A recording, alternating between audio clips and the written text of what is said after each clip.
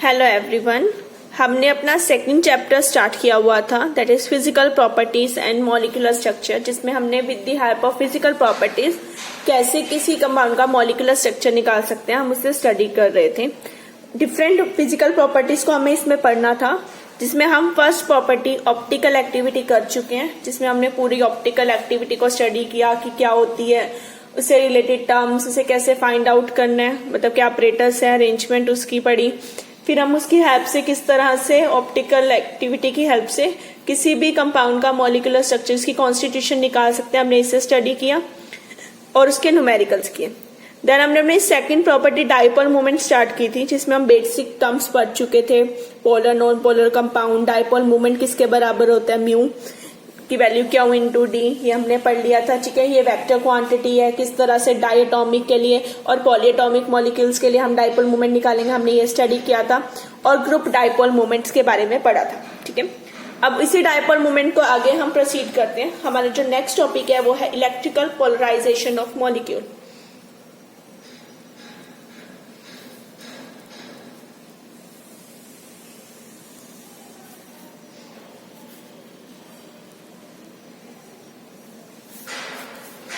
अब हमें बात करनी है एक इलेक्ट्रिकल पोलराइजेशन की किसी मॉलिक्यूल की। सबसे पहले बात करते हैं मॉलिक्यूल की। हमें पता है जो हमारा मॉलिक्यूल होता है वो पॉजिटिव चार्ज जो न्यूक्लियाई है उससे बना होता है, और उसके अराउंड पे क्या होते हैं हमारे नेगेटिव चार्ज इलेक्ट्रॉन्स।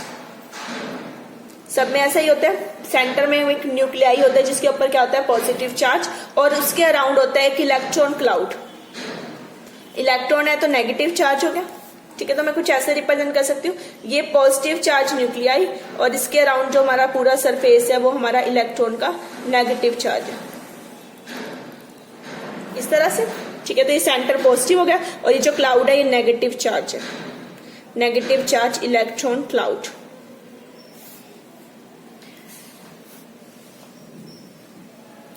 तो इस तरह के जो मॉलिक्यूल्स होते हैं, कोई भी मॉलिक्यूल है सेंटर पॉजिटिव और सराउंडिंग्स उसकी क्या होगी नेगेटिव चार्ज। अगर मैं इसे एक इलेक्ट्रिक फील्ड में रखूं, इलेक्ट्रिक फील्ड मतलब to plates of electric field, मैंने यहाँ 2 प्लेट्स ले ली इलेक्ट्रिक फील्ड की, मैंने इस मॉलिक्यूल को इसके अंदर रख दिया, पॉजिटिव और नेगेटिव चार्ज। अब इलेक्ट्रिक फील्ड है तो इसके भी चार्ज एक नेगेटिव होगी एक पॉजिटिव होगी। ठीक है, जब मैं इसे इसके अंदर रखूंगी तो कुछ देर में क्या होगा, मॉलिक्यूल की शेप में डिस्टोर्शन आना शुरू हो जाएगा। डिस्टोर्शन मतलब शेप खराब होनी शुरू हो जाएगी। ये सिमेट्रिकल है, सिमेट्रिकल में पता लग रहा है कि सेंटर पॉजिटिव है, अराउंड नेगेटिव है। थोड़ी देर इसमें रखने के बाद कुछ देर बाद ये कुछ ऐसा हो जाएगा।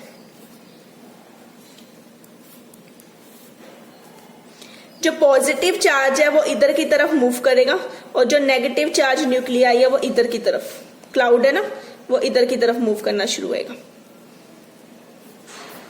डिस्टॉर्शन आ गई। ठीक है, और इस डिस्टॉर्शन को हम कुछ इस तरह से शो कर सकते हैं।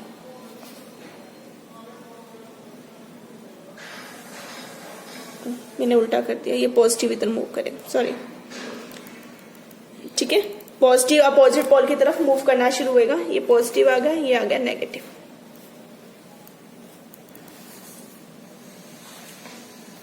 तो इसमें ऐसी डिस्टॉर्शन आएगी कि सारा का सारा पॉजिटिव चार्ज एक तरफ मूव कर गया और सारा का सारा नेगेटिव चार्ज दूसरी तरफ मूव कर गया। तो ये हमारे पास क्या बन गया, हमारा डाइपोल। पीछे हमने पढ़े थे ना डाइपोल, HCl का मॉलिक्यूल याद हो तो डाइपोल होता है, वो परमानेंट डाइपोल है। ये परमानेंट नहीं था, इस मॉलिक्यूल के अंदर पॉजिटिव नेगेटिव चार्ज न्यूक्लियाई थे। जब मैंने इसे फील्ड के अंदर रखा, फील्ड में रखने के बाद डिस्टॉर्शन हुआ, डिस्टॉर्शन होने के बाद ये कुछ इस तरह से बन गया डाइपोल जैसा। इस डाइपोल को हमने खुद बनाया, कैसे, फील्ड में रख के, तो इसे हम बोलते हैं इलेक्ट्रिक डाइपोल। इसी का नाम है इलेक्ट्रिक डाइपोल। इलेक्ट्रिक फील्ड में रखा तो इलेक्ट्रिक डाइपोल, और हमने खुद बनाया तो ये है इंड्यूस्ड डाइपोल। एक होते हैं परमानेंट डाइपोल जो फिक्स होते हैं, HCl का मॉलिक्यूल वो परमानेंट है, एक साइड पॉजिटिव चार्ज है, एक साइड पार्शली नेगेटिव चार्ज है। इसमें कोई ऐसा नहीं था चार्ज सेपरेशन। ठीक है, वो नॉर्मल था, सेंटर पॉजिटिव और सराउंडिंग नेगेटिव। फील्ड में रखने के बाद ये ऐसा डाइपोल बना तो ये इंड्यूस्ड है। तो इसी को हम बोलते हैं इंड्यूस्ड पोलराइजेशन। पोलर बनाया पर हमने बनाया तो ये हो गया इंड्यूस्ड पोलराइजेशन। देन अभी तक हमने डाइपोल मोमेंट की टर्म पढ़ी थी, दैट डाइपोल मोमेंट म्यू जो हमने स्टार्टिंग में किया था पीछे, that is Q into D. Q इनके ऊपर चार्ज था और डी इनके बीच में जो था डिस्टेंस था, distance between the two nuclei, positive and negative nuclei का जो डिफरेंस था दैट इज डी। तो ये हमारे पास म्यू किसके बराबर था, क्यू इंटू डी। अब जब मैंने इसे फील्ड में रखा और इसे इंड्यूस किया, डाइपोल बनाया, then this mu is equal to, मैं इसे आई से रिप्रेजेंट कर रही हूँ for induce, alpha into X, इसके बराबर हो जाएगा। ये मल्टीप्लाई का सिंबल और ये एक्स है, ठीक है। ये जो अल्फा है ये है हमारे पास पोलराइजेबिलिटी ऑफ मॉलिक्यूल, और ये जो एक्स है ना जो हमने लिया है, ये है हमारी इलेक्ट्रिक फील्ड स्ट्रेंथ।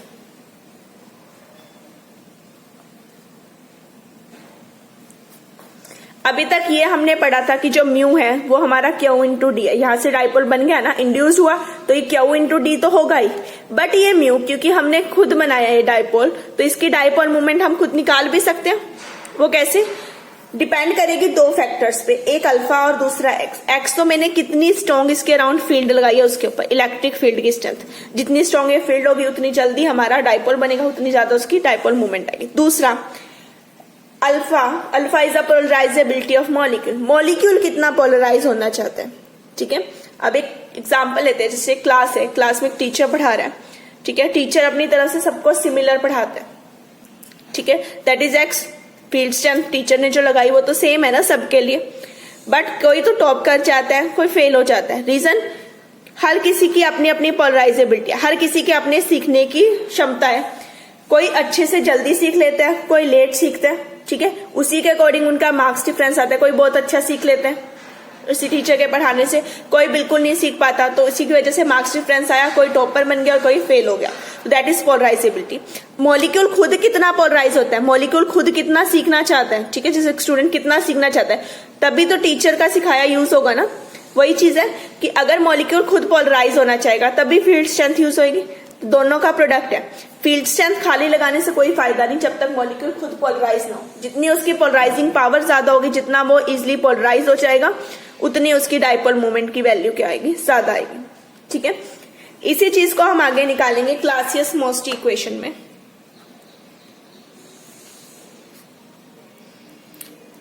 तो अकॉर्डिंग टू क्लासियस-मोस्टी इक्वेशन हमारे पास आता है d-1 plus d plus 2 m by rho is equal to 4/3 pi N alpha, ठीक है। m तो हमारा यहाँ पे हो गया मॉलिक्यूलर मास, d हमारे पास है density, pi constant, n is Avogadro number, alpha यही हमारी पोलराइजेबिलिटी है, ठीक है, और d हमारे पास है डाई इलेक्ट्रिक कांस्टेंट।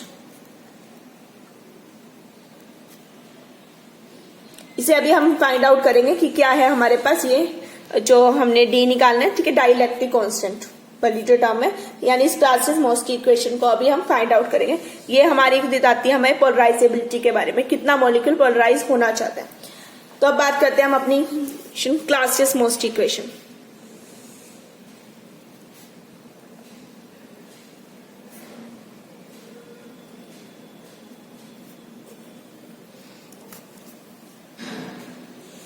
ठीक है, अब आते हैं हम क्लासियस-मोस्टी इक्वेशन पे। क्लासियस-मोस्टी इक्वेशन के लिए बेस यही लेना है कि एक इलेक्ट्रिक फील्ड के अंदर मॉलिक्यूल को रखा जो क्या बना देगा, डाइपोल बना देगा, ठीक है। तो हम क्या लेते हैं, एक इलेक्ट्रिक फील्ड लेते हैं, ठीक है। सपोज करो जो स्ट्रेंथ है, strength of uniform electric field between plates, दो प्लेट्स है ना, ये एक प्लेट पॉजिटिव एक नेगेटिव प्लेट, उनके बीच की जो स्ट्रेंथ है जो नॉर्मल होगी हमारे पास, strength of uniform electric field produce between plates, between plates हम लेते हैं ई नोट जो हमने ली, ठीक है। अब मैंने मॉलिक्यूल जो लिया था वो नॉन पोलर था, तो मैं ऐसा ही एक नॉन पोलर मॉलिक्यूल ले रही हूं।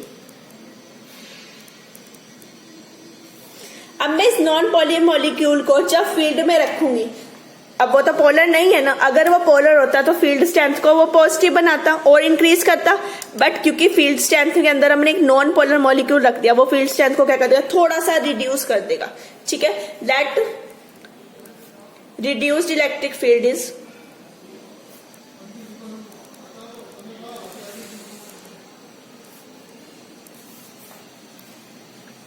पहले ई नॉट लिया, जब नॉन पोलर मॉलिक्यूल लिया उसने उसे पॉजिटिव ना करके उसे अपोज कर दिया। अपोज कैसे?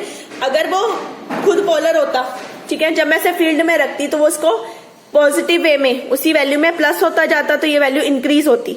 बट अब मैंने नॉन पोलर मॉलिक्यूल रखा, वो उसको क्या कर रहा है, रिड्यूस कर देगा इलेक्ट्रिक फील्ड को। कितना रिड्यूस कर देगा? वो टर्म मेरे पास क्या बन जाएगी, ई बन जाएगी।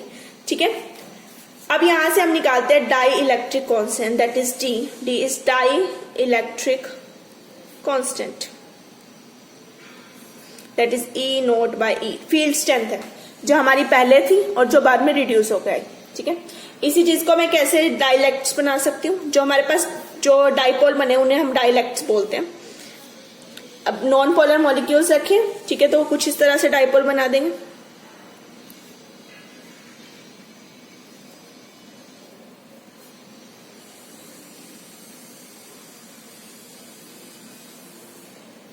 इस तरह से डाइपोल्स बनेंगे हमारे पास। सारा पॉजिटिव चार्ज इधर की प्लेट की तरफ और नेगेटिव चार्ज सारा इस साइड पर।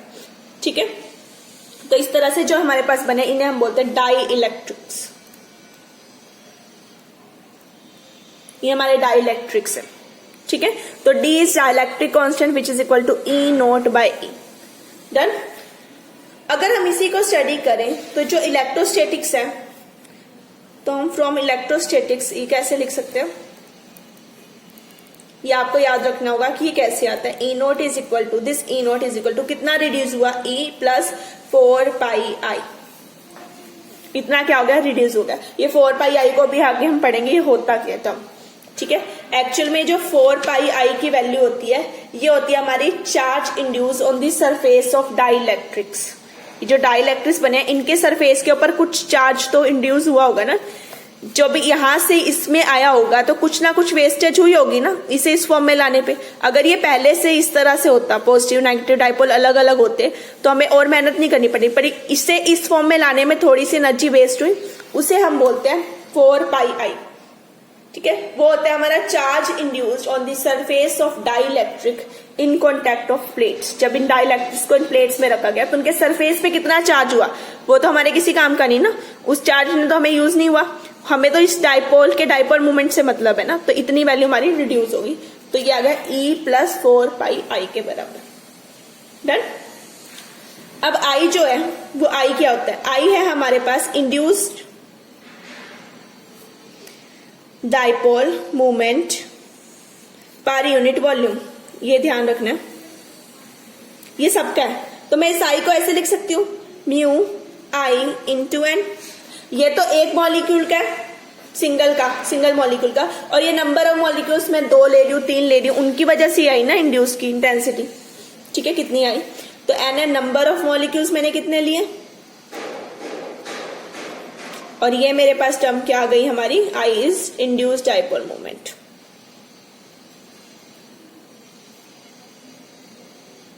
Single molecule. ठीक है, तो हम इसे इस फॉर्म में लिख सकते हैं। तो मैं इन्हें इक्वेशन मार्क कर देती हूँ, that is 1, that is 2, that is 3। ठीक है, जिन्हें हम आगे जाके क्या करेंगे, यूज करेंगे। डन। अब मेरे पास है E naught is equal to E plus 4 I. अब मैं इक्वेशन 2 को कैसे लिख सकती हूँ? इक्वेशन 2 ले रही हूं मैं, तो ई नोट है मेरे पास ई प्लस 4 पाई आई के बराबर। तो मैं इसे डिवाइड कर सकती हूँ, E naught by E is equal to 1 plus 4 pi I by E. मैं ऐसे लिख सकती हूँ इसे, मैंने सारे को ई नोट से ई से डिवाइड कर दिया। What is this? Use equation 1 here, this become D, D is equal to 1 plus 4 pi I by E. ठीक है, तो मैं इसे ऐसे लिख सकती हूँ, डी माइनस 1, मैं ये इस तरह ले गई, इक्वल टू 4 पाई आई। तो ऐसे आ सकता है D minus 1 E is equal to 4 pi I. मुझे ये निकालना है, ये क्लास से मोस्ट इक्वेशन थी तो मुझे इस फॉर्म में लेके आना है इसे। तो मैंने D minus 1 E is equal to 4 pi I निकालना है। ठीक है, मैं इसे मार्क कर लेती हूँ, इक्वेशन नंबर मेरी 4, 1 2 3 और 4 आ गई। डन। इतना निकाल लिया हमने। अब पीछे हमने बात की थी, जब ये टॉपिक क्लासेस मोस्टी की बात की तो हम 2 टर्म की बात करते हैं। एक थी खुद मॉलिक्यूल की कितनी पोलराइजेबिलिटी है, पोलराइजिंग पावर, और दूसरी उसकी अराउंड फील्ड स्ट्रेंथ कितनी है। ठीक है, दैट इज एक्स। ठीक है, तो अब हम उस एक्स की बात करते हैं। इंटेंसिटी कितनी है इलेक्ट्रिक फील्ड स्ट्रेंथ की, कितने मॉलिक्यूल पे कितनी लगेगी, ठीक है, वो किसके ऊपर डिपेंड करेगी, वो अलग अलग फैक्टर्स के ऊपर डिपेंड करेगी। तो ये एक्स जो है कुछ फैक्टर से मिलके बना है। पहली चीज, फील्ड की जो प्लेट्स है उसकी फील्ड स्ट्रेंथ ऑफ प्लेट्स,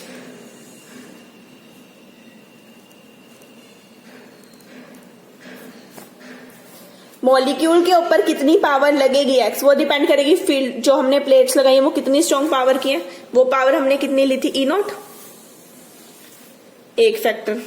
दूसरा, अभी मैंने पीछे बात की थी ये 4 पाई आई कहां से आया था, ये तो पावर रिड्यूस होगी ना, हमारे लिए बेस थी, तो ये था हमारा charge induced on surface of dielectrics, जो मैंने पीछे भी बताया था ना।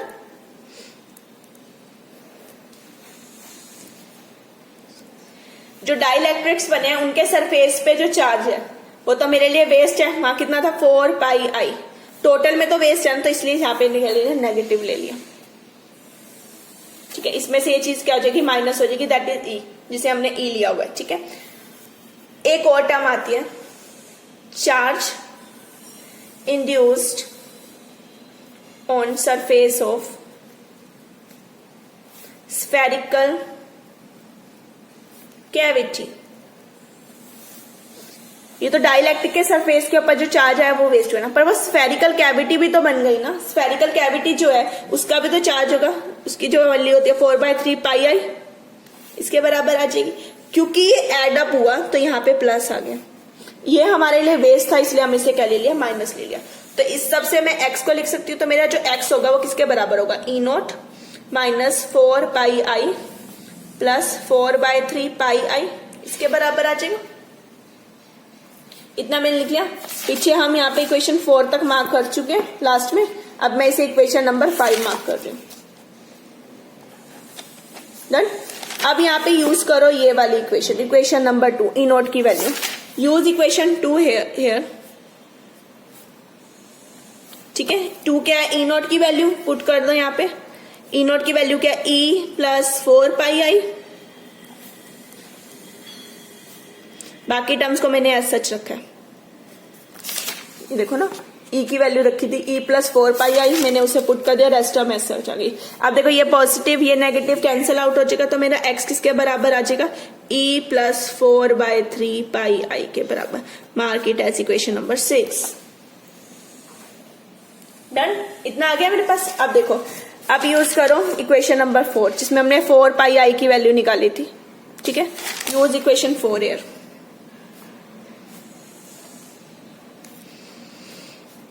ई प्लस 4 पाई आई की जगह क्या आ जाएगा मेरे पास, D minus 1 over D minus 1 into E by 3, ये 3 एज सच, मैंने बस 4 पाई आई की वैल्यू को यहाँ पे पुट अप कर दिया, ठीक है। आ गया मेरे पास इतना। अब मैं यहां से ई को कॉमन ले सकती हूँ, ई अगर मैं बाहर ले लू तो अंदर बचेगा 1 plus D minus 1/3 of E. LCM ले लो, तो एलसीएम लूंगी तो आ जाएगा 3 प्लस डी माइनस 1/3। जब इसे सोल्व करोगे तो मेरे पास आ जाएगा D plus 2/3। Mark it as equation number 7, ठीक है। तो मेरे पास इतनी टर्म आ गई, क्लियर हो गया इतना। अब x की जगह पर इक्वेशन नंबर 6 पुट करो, use equation 6 here. Equation 6 use करेंगे तो x जगह क्या आ जाएगा, e प्लस 4/3 pi I which is equal to d plus 2/3, साथ में क्या है e। डन। अब 4/3 पाई आई को इधर ही रखो, e को उधर ले जाओ, सारी e की टर्म एक साइड, आ गया। फिर से एलसीएम ई कॉमन आ रहा है, मैंने ई को बाहर ले लिया। एलसीएम लेंगे तो डी प्लस 2 माइनस 3/3 इंटू ई, जब सोल्व करोगे तो डी माइनस 1 आ जाएगा, डी माइनस 1 3 ई। आगे इतनी मेरे पास term d minus 1/3 is equal to E. अभी मैं 3 कैंसिल नहीं कर रही, ठीक। अब मैंने पीछे i को लिया था, i मेरा क्या था म्यू i इंटू एन, इसके बराबर यूज इक्वेशन 3, इसे मार्क कर लो इक्वेशन नंबर 8। मैंने पीछे i निकाला था, that i is equal to mu i into N, ठीक है। ये था induced dipole into number of molecules, जितने भी मैं मॉलिक्यूल्स लूंगी उसके बराबर आ जाएगा। जब हमने इंड्यूस किया डाइपोल तो मैंने उसे फील्ड में रखा है प्लेट्स में, तो तब मेरे को पता है कि मेरा म्यू आई किसके बराबर है, अल्फा इंटू एक्स। जो हमने पीछे टॉपिक किया था वहां पे पढ़ा था ना, अल्फा क्या है मॉलिक्यूल की पोलराइजेबिलिटी और एक्स क्या है जो मैंने फील्ड की स्ट्रेंथ है उसके ऊपर वो डिपेंड करता है। तो मैं यहाँ पे पुट कर सकती हूँ, तो मेरा आई क्या बन जाएगा अल्फा एक्स इंटू एन, ये आ जाएगा, ये मल्टीप्लाई का सिंबल है, ठीक है। तो मैं यहाँ पे आई की वैल्यू को पुट कर सकती हूँ, तो मैंने आई क्या ले लिया अल्फा एक्स इंटू एन, इसके बराबर आ गया मेरे पास। तो यहां से हमने इसकी वैल्यू पुट करी, अल्फा एक्स को म्यू को इंड्यूस्ड की वैल्यू पुट कर दी, इंटू एन तो मेरे पास है ही, ठीक है। ये एक्स का मल्टीप्लाई का सिंबल है वाला। तो अब हम यहाँ पे यूज करेंगे इक्वेशन नंबर 7, जहां मैंने एक्स की वैल्यू निकाली है। एक्स की वैल्यू मैंने यहाँ निकाली थी ना d+2/3 इंटू ई, तो मैं यहाँ पर पुट कर दूंगी, तो मेरा आई क्या हो जाएगा अल्फा तो है ही, एक्स यहाँ क्या आ जाएगा d+2/3 ई, साथ में क्या आ गया एन आ गया। अब मैंने मल्टीप्लाई की जगह डॉट लगा दिया, ठीक है। तो मेरे पास आई की ये वैल्यू आ गई, that is alpha into d+2/3 E into N. Clear. अब मैं इसे पुट करूंगी अपनी इक्वेशन 8 में, put I value in equation 8, ऊपर में पुट कर दो 4/3, आई की जगह मैंने क्या पुट करना है d+2/3, सॉरी 3 है यहाँ पे, इंटू ई अल्फा एन, ये तीनों टर्म आ गए ना, E alpha N is equal to d-1/3 into E. Done. तो अब यहाँ से ई कैंसिल हो रहा है, 3 से 3 कैंसिल हो रहा है, जो जो चीजें कैंसिल हो रही है आप उन्हें कैंसिल आउट कर दोगे। यहाँ से ई कैंसिल, 3 से 3 कैंसिल, ठीक है। तो मेरे पास क्या बच रहा है 4/3 पाई ये बचा, इंटू d+2 बचा, ई अल्फा एन बचा, इधर बचा d-1, 3 और ई कैंसिल हो गए, तो मेरे पास इतनी टर्म बची, ठीक है। तो अब इसे हम जस्ट थोड़ा सा रीअरेंज कर रहे हैं, तो ये 4/3 पाई एन और अल्फा में नहीं छोड़ा, ये d-1/d+2, मैं इस टर्म इसके डी वाली टर्म को मैं इसके नीचे लेकर चली गई। डन। अब कुछ हद तक एक मेरी क्लासेस मोस्टली तरह बन रही है, पर उसमें एक टर्म और थी m/रो, तो मुझे वो m/रो वाली टर्म लेकर आनी है। m था मेरा मॉलिक्यूलर मास और रो थी डेंसिटी, तो मैं डेंसिटी की बात करती हूँ, ठीक है। तो डेंसिटी हमें पता है मास अपॉन वॉल्यूम होती है, तो अगर मैं मोलर वॉल्यूम निकालूं तो मेरी मोलर, इसे मैं मार्क कर रही हूँ क्वेश्चन नंबर 9, मोलर वॉल्यूम किसके बराबर होगी, density is mass upon volume, तो volume is mass upon density, ठीक है। ये आ गया मेरे पास मास अपॉन डेंसिटी के बराबर। अब n को हम रिप्रेजेंट कर सकते हैं, n is capital N is Avogadro number. एक ये टर्म भी थी उसमें, जब हमने क्लासेस मोस्टली की मेन डिफाइन देखी थी, तो n थी मेरी एवोगैड्रो नंबर, मॉलिक्यूलर मास और डेंसिटी। तो अब मुझे n निकालना है, नंबर ऑफ मोल्स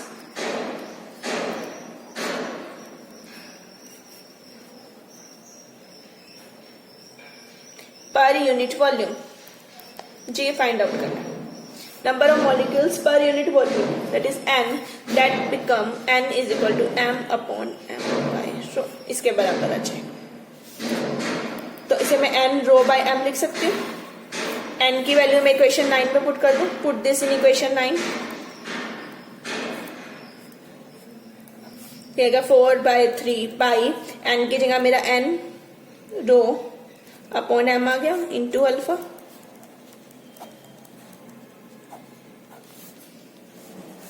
तो मैंने ये ले लिया n rho by into alpha.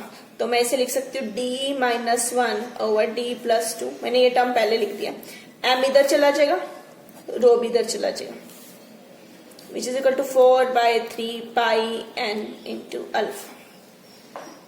ये आ गई, ये है मेरी क्लासियस-मोस्टी इक्वेशन। ठीक है, ये मेरी इक्वेशन आ गई मेरे पास, क्लासियस-मोस्टी इक्वेशन।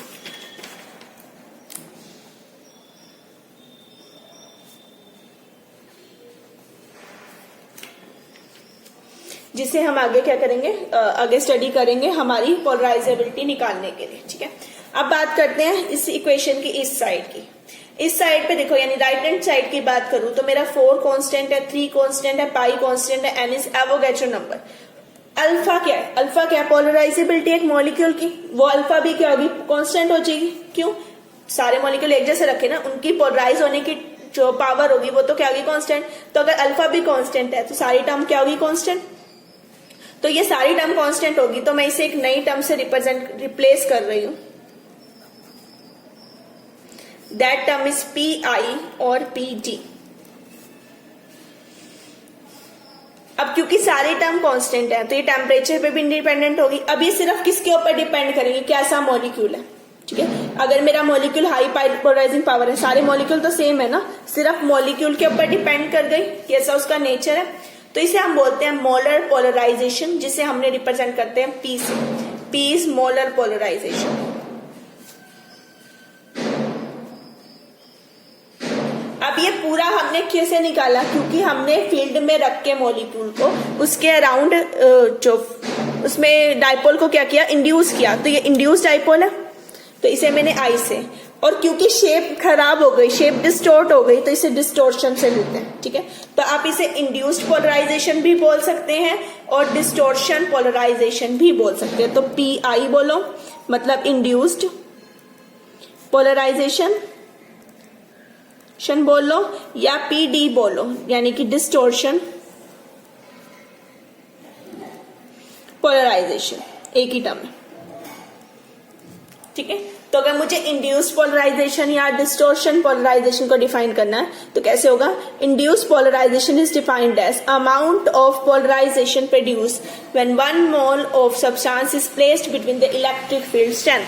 मैंने 1 मोल ऑफ सब्सटेंस लिया और उसे इलेक्ट्रिक फील्ड जो मेरी प्लेट स्टार्टिंग से मैं लेके चली हूँ उनके बीच में पुट किया, तो वहां से जो polarization I that is induced molar polarization. ठीक है, तो मेरी क्या हो गई, इंड्यूस्ड मोलर पोलराइजेशन, जिसे मैं पीआई से रिप्रेजेंट कर रही हूँ। ठीक है, क्लियर। तो हम इसी को आगे जाकर यूज करेंगे जब हमें यहां से निकालनी है कि कैसे हम इनके कॉन्स्टिट्यूशन को पढ़ सकते हैं, मॉलिक्यूल की शेप को निकाल सकते हैं। तो ये थी मेरी क्लासियस-मोस्टी इक्वेशन। एक बार हम दोबारा देख रहे हैं हमने इसमें करा क्या। तो आज हमने एक इलेक्ट्रिकल पोलराइजेशन की बात की। हमने कहा कि जो हमारा मॉलिक्यूल है वो पॉजिटिव चार्ज न्यूक्लियाई से बना हुआ है और उसके अराउंड क्या हमारे पास एक इलेक्ट्रॉन का क्लाउड है, नेगेटिव चार्ज क्लाउड। तो जब मैंने उसे एक फील्ड में रखा, इलेक्ट्रिक फील्ड में, तो फील्ड में रखने के बाद उसमें डिस्टोर्शन आना शुरू हुआ, पॉजिटिव नेगेटिव प्लेट की तरफ मूव करने लगा और नेगेटिव चार्ज पॉजिटिव प्लेट की तरफ मूव करने लगा और थोड़ी देर में एक डाइपोल की फॉर्मेट में आ गया। ये डाइपोल क्योंकि हमने बनाया तो इसे हम इंड्यूस्ड डाइपोल बोलते हैं, और क्योंकि इलेक्ट्रिक फील्ड में रखा है तो इसे इलेक्ट्रिक डाइपोल बोलते हैं। अब इसकी जो डाइपोल की वैल्यू अगर हम स्टडी करें, पीछे हमने जब डाइपोल मोमेंट निकाला था वो था Q into D, charge into distance between the nuclei.